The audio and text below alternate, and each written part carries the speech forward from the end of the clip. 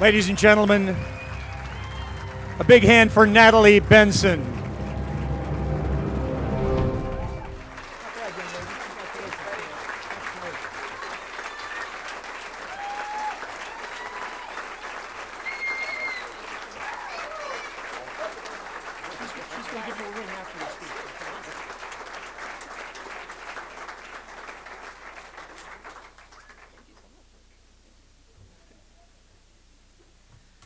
Well, I thought I had to talk and tell you about me, but that was pretty thorough.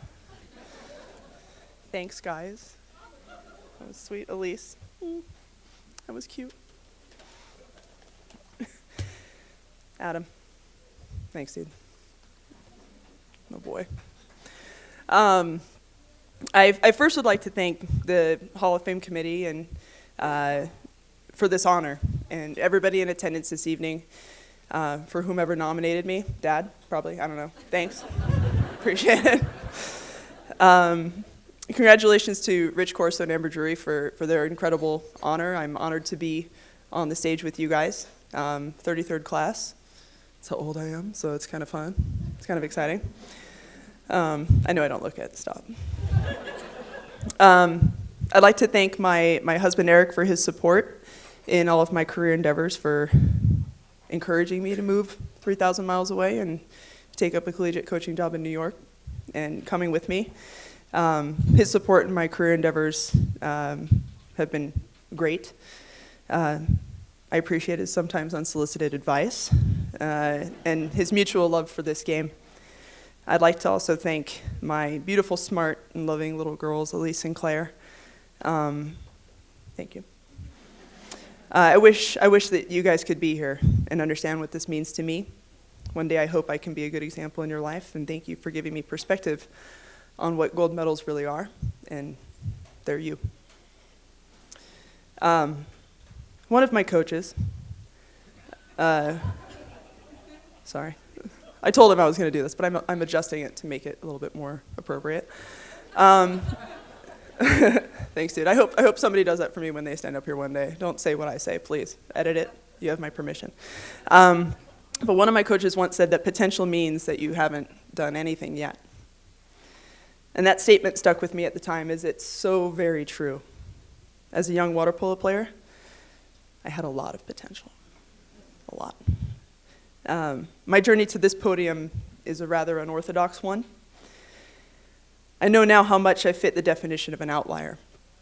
Where I'm from and what I've experienced growing up has formed who I am and why I've achieved what I have. Why I can't take no for an answer. Why I can't take it when somebody says, you can't do this or you shouldn't do this. And it's like, oh, really? Okay. I'm going to show. Is that a challenge? All right, let's go. I grew up playing sports. I liked being outside. Never really had an affinity for Barbie dolls. Sorry, Carol. I know you really tried. Tried to wear pants to every dressy function. I was taller than everyone, a little bit chubby, a little bit odd, still am. Didn't really fit in, still did what made me happy. Didn't really associate with any particular social group growing up, elementary school, just like being outside. Once I started observing some of the ways I would be left out, made fun of, singled out, the more I just wanted to show people how wrong they were. I would hide my feelings at school like it didn't matter, it didn't bother me, come home and cry to my mom. She would tell me just to keep doing my thing and not let them get me down. I'm not sure if she knows it, but that was very formative for me, and that advice was something I carry with me to this day. I learned to be unapologetically me. And while it's sometimes a struggle, as some of you have experienced, and sometimes it's a struggle, at least I know I'm being true to myself. Sports were my outlet where I could be me, where I could be kind of popular. People liked me because I was good at things and I helped our team win. I would also like to think it's because of my tremendous personality. Oh.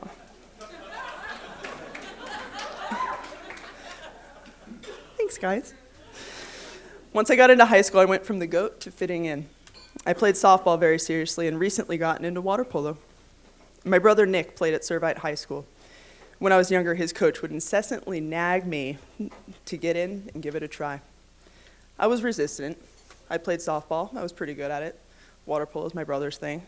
The extent of my swimming abilities, as many of you may remember, was swimming lessons from Biola College. My side stroke was killer. I was pool safe, I'll leave it at that. Eventually, Coach Jim Sprague won that battle, and I got in the pool. Not wanting to look like a complete idiot, I asked my brother to teach me some of the basics. Nick taught me how to egg beater and how to throw and catch with one hand. I would practice these things in our backyard pool, so I would be ready for the summer high school practices. Came on the first day, and everyone at Rosary was very inclusive. She knows how to egg beater. Oh my God, this is great. I don't have to do it. I don't have to sit here and teach this kid how to do it. She can throw and catch with one hand. Hey, all right, you're in, kid. I was like, all right, sweet, this is great. From then on, I was involved. My first game, I think I made it 2 possessions before requesting a sub. Like literally 2 possessions, not 2 offensive possessions, like up and back, like 2. And every time I touched the ball, it was like the black hole. It just never came back and went to the other team. But I'd caught the bug. I liked this funny game. Fast forward to today, standing up here in front of you all. I never, in my wildest dreams, imagined that I'd be up here accepting this tremendous honor, have 2 Olympic medals, and have had the opportunity to travel around the world with amazing people. Just like many children dream of being astronauts, princesses, or the President of the United States, I dreamt of being an Olympian. My father tells me about a family trip we took to Arizona in 1984, and how we got to briefly see the Olympic torch run by. As an almost 3-year-old on my father's shoulders, that moment seems somewhat serendipitous in retrospect. I would watch the Olympics and mimic every sport, jumping off the couch, rolling around in front of the television, mimicking and emulating every motion of the people on TV. The pageantry, the opening ceremonies, the uniforms, the flag. I'm so grateful to have had the opportunity to wear my nation's colors, to stand on a podium, to see my flag go up, and to hear one of the best songs ever written. I also realized, it's pretty rad.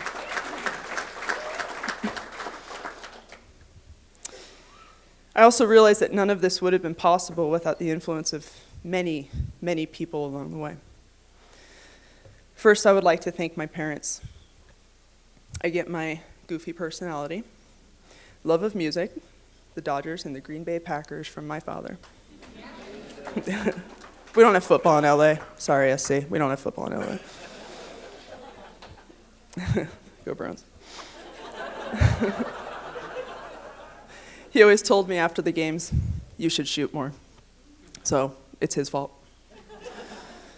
From my mother, I get my sense of humor, fantastic skin, work ethic, and I'll show you attitude. While I have always respected and appreciated every sacrifice you have made for Nick, Zach, and me, I now more fully understand how difficult it is to do what you have done. As a parent, I now have officially become a soccer mom. The team doesn't have a name, and they're sponsored by the trash company in our town. So thankfully it says Royal Karting on the back. You don't really know what that is unless you live in the town, which everybody does, but they're the green team.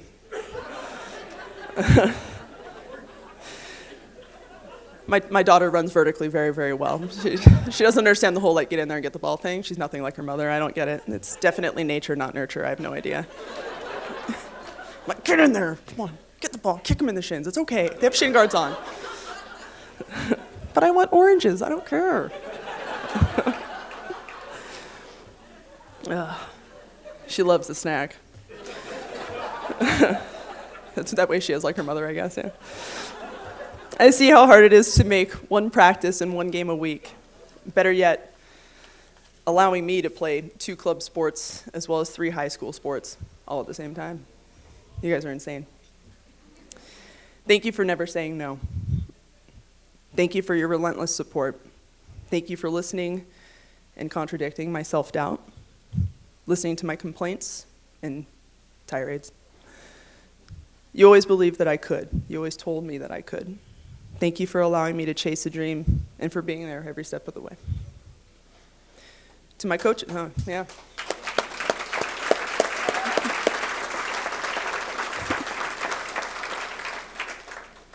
To my coaches, as I thought about what I would say up here, the first thing I thought of was my coaches. I realized that I'm big.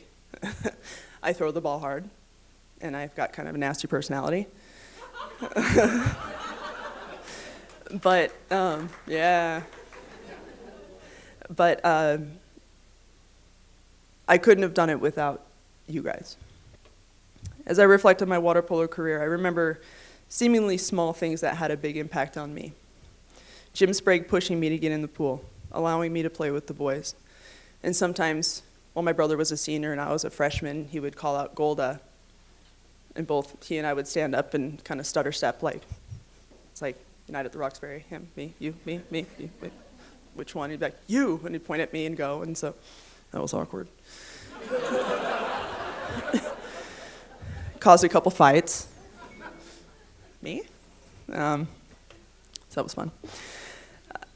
Teaching me basic skills that are so important to all young water polo players. Attention to detail and 2 to 3 hour film sessions for high school kids. It worked though, I learned a lot. Todd for continuing the teaching, for telling me about youth team tryouts, encouraging me to go. And for putting up with me once I returned. Tony Martino for allowing a super raw kid to make a team on potential alone. Mike Giles and Mike Stahowski for being my club coaches and supporting me throughout this journey. John Wright for making me realize that I would need to work harder in order to be where I should be. AK for your endless encouragement and understanding, and for pushing me to continue on my national team career. I still remember the meeting we had when I was reluctant to try out for the junior team in 2001. You told me that we had the same dream, but you couldn't get bigger. I could get faster.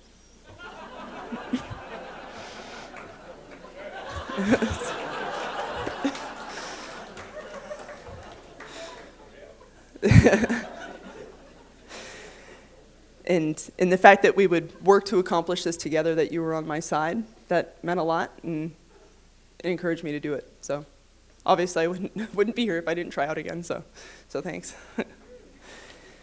Guy and Kyle, for your attention to detail, for pushing me to be my best, and for helping me achieve my dreams of going to the Olympics. I know that I wouldn't be the player I am without that attention to detail, without that instruction, without that just relentless repetition and doing up and slide and lunge to lane. 45 minutes of lunge to lane once, lunge to lane twice, lunge to lanes 3 times, reverse pivot, and your shoulders want to fall off. 45 minutes of the same thing. But it worked. Lessons you guys have taught me, I continue to use in my coaching career. As I have transitioned into a coaching career, I've fully moved into the dark side. I have come to understand how special and influential you all have been in my career. I'm lucky to have had coaches that were supportive, knowledgeable, coaches that saw my potential and gave me the opportunity to live up to it. I understand without your support and mentorship, I would not have accomplished what I did. I realize that I'm standing up here being honored for my achievements as an athlete, an honor that I'm not sure I'm fully deserving of, but one I'm incredibly honored by. I was able to play with people that had the same dreams and aspirations, women who embodied the Olympic spirit and fully bought into the process. Without you, I would not have accomplished this achievement. No singular athlete is above the team. Thank you for helping me achieve my dream and for giving me family for life.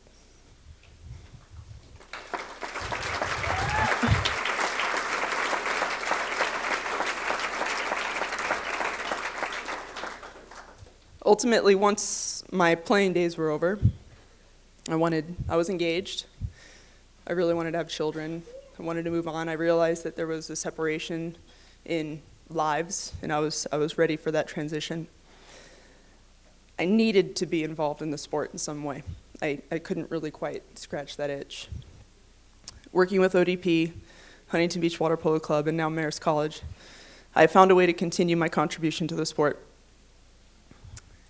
I'm about to get deep, I'm really sorry. But during the 2012 Olympics, I was at work in a faculty meeting, and it was the gold medal game. Watched the gold medal game on my phone in the middle of the faculty meeting, didn't pay attention. Yeah! You know, like, sorry, my bad, sorry. Go so-and-so, yeah! Sorry, principal.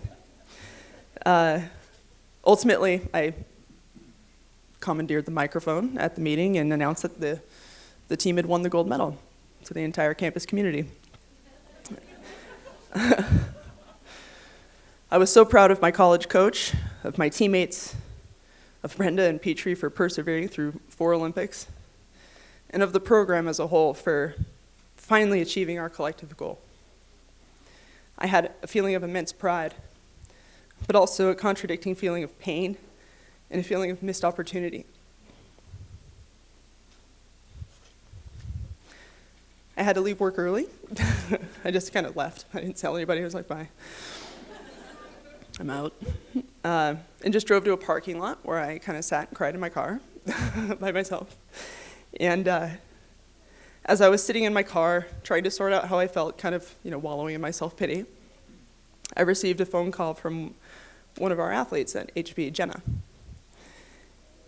She called and told me how she just committed to play water polo at UC Santa Barbara, and how she appreciated all I had done for her along the way. Her thankfulness changed my perspective, figuratively slapped me in the face. My thoughts changed from missed opportunity to, look how many women, young women, I have helped achieve their dreams, or start to achieve their dreams. Thank you notes and pictures from my athletes are some of my most treasured gifts. I realized that while my athletic career has been great and extremely formative for me, and I'm extremely fortunate to have had that opportunity, my contribution to the sport through my interaction with my athletes trumps anything I could have done by myself in the water. I counted at least 10 HB athletes in this year's NCAA championship. I saw them score game winners, come in and make huge saves, have big games for their respective teams, and do things I always knew they could. This is a contribution I'm most proud of, empowering young women to chase a dream and to go for it. Now I can just hope that someone, someday, will do the same thing for my kids.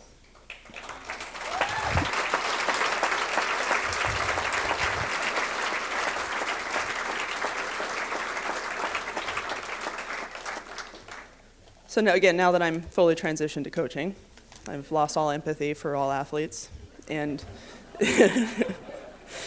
just like, I don't care, just do it. I'm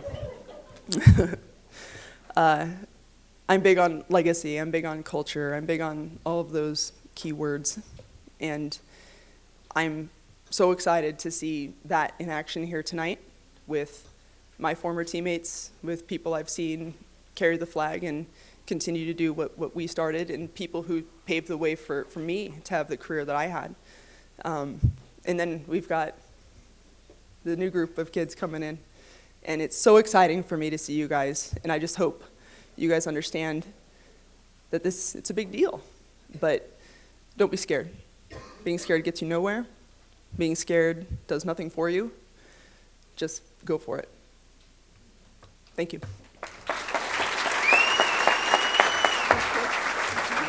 So well done, Polo.